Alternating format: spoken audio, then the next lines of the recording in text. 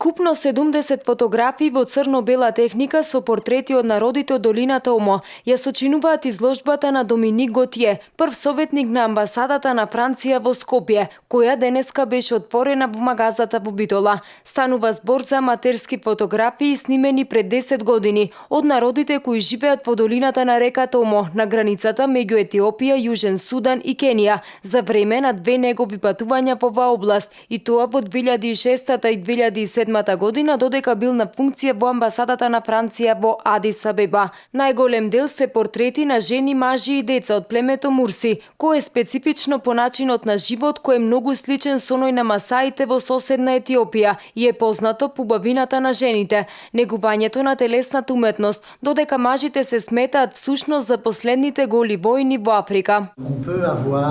Сакам да напоменам дека ни една од овие фотографии не е во наводници украдена фотографија. Сите се резултат на една посебна близина и интимен диалог со жителите на оваа долина.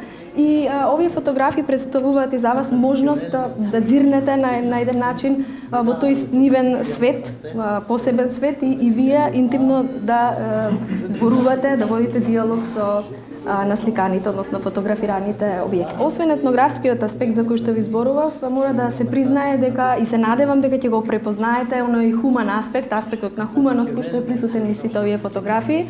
И се разбира неизбежниот впечаток дека навистина овие луѓе кои што се насликани ме привлекоа на еден начин, но и јас ги привлеков нив и од таа меѓусебна привлечност настанаа самите фотографии.